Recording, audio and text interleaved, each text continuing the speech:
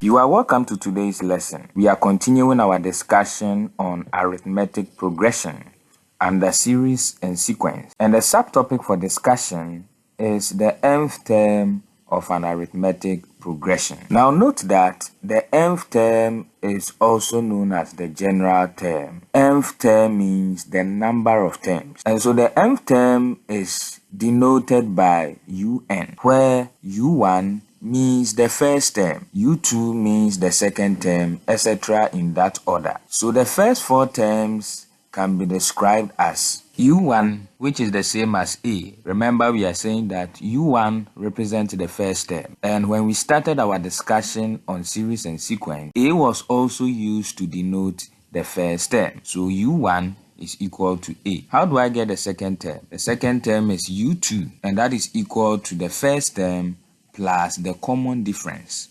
So to get the second term, it is U2 equals A plus D. How do I get the third term? Third term will definitely be U3, which is equal to A plus 2D. So if I want the third term, I just multiply the common difference by 2. How do I get the fourth term? The fourth term will also be U4 equals A plus 3D. So to get the fourth term, I multiply the common difference by 3. I can also find the number of terms in an arithmetic progression using the general term or the general formula given by UN equals A plus n minus 1 all multiplied by D, where n represents the number of terms. Now remember that the fourth term of an arithmetic progression was given by U4 equals A plus 3D. Now we can generate this formula using the general term or the general formula, which is given by UN equals A plus bracket open n minus 1 multiplied by D, where n represents the fourth term we are looking for, so n equals 4. So when we are to substitute the number 4 into the general term or the general formula, we are going to have U4 equals A plus 4 minus 1 all multiplied by D. And when we are to simplify, it will also produce U4 equals A plus 3D. And so remember that the general term or the general formula for finding any number of terms is given UN equals A plus n minus 1 all multiplied by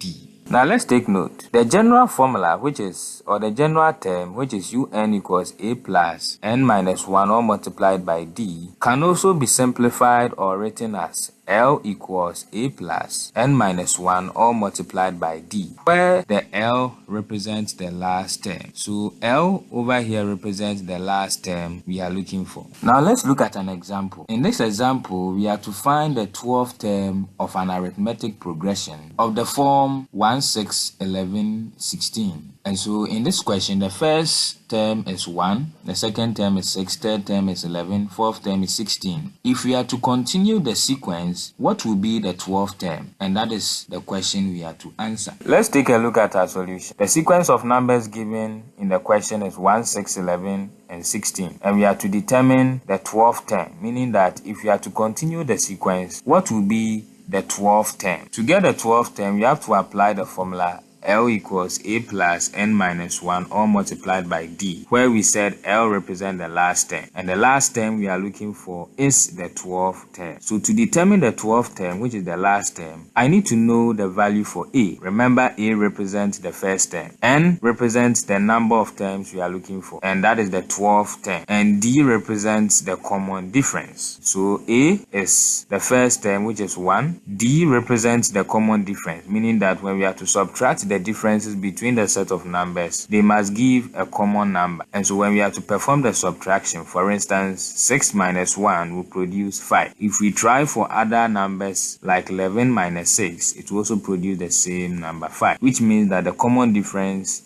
in this question is 5. And the n represents 12, which is the 12th term we are looking for. And so when we are to substitute the values for A, n, and D, we are going to have L equals 1 plus 12 minus 1 all multiplied by 5. And when we are to simplify, we'll have 1 plus 11 multiplied by 5, and that will produce L to be 56. So it means that the 12th term in the sequence is 56. Let's look at another example. In this example, we have to find the 15th term of an arithmetic progression of the form 11, 9, 7, 5. So when we are to continue the sequence, what will be the 15th term? The sequence given in the question is 11, 9, 7, 5, and we have to find the 15th term. And so we are going to use the formula for finding the nth term of an arithmetic progression, which is given by L equals A plus N minus 1, all multiplied by D. So in this question, the first term, which is A, is 11. The common difference, which is D, is 9 minus 11, which will give us negative 2. If we try with any other set of numbers like 7 minus 9, it will still produce the same negative 2. If we pick 5 minus 7, we'll still get the same negative 2. So the common difference in this question is negative 2. And the number of terms we are looking for is 15,